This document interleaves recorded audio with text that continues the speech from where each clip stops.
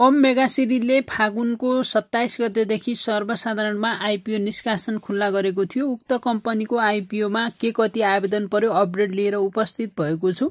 तपाईहरुले यस कम्पनीको आइपिओमा आवेदन दिनुभयो कि भएन कमेन्ट गर्नुहोला।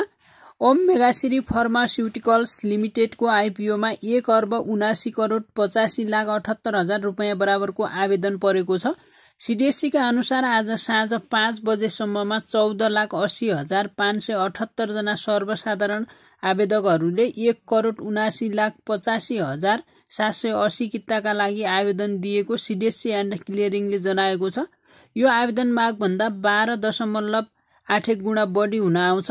कम्पनीले आफ्नो जारी पुँजी 60 करोड रुपैयाँको 30% हुन आउने 18 करोड रुपैयाँ बराबरको 18 लाख किता आइपिओ प्रति किता 100 रुपैयाँका दरले निष्कासन गर्न नेपाल धितोपत्र बोर्डबाट अनुमति पाएको हो।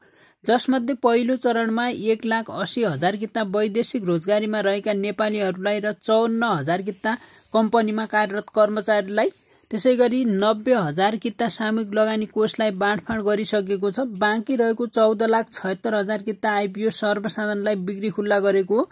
यस आइपिओमा प्रति किता 100 रुपैयाँको दरले आवेदन दिन सकिने व्यवस्था रहेको छ। न्यूनतम 10 कितादेखि अधिकतम 10,000 कितासम्म आवेदन दिन पाउने व्यवस्था रहेको छ।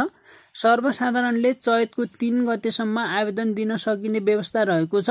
सर्वसाधारणले धितोपत्र बोर्डबाट स्वीकृत प्राप्त सम्पूर्ण आस्पा सदस्य ब्याङ्क तथा वित्तीय संस्थाहरू र तिनका तोकिएका शाखा कार्यालय तथा मेरो शेयर अनलाइनबाट समेत आवेदन दिन सकिने व्यवस्था रहेको छ।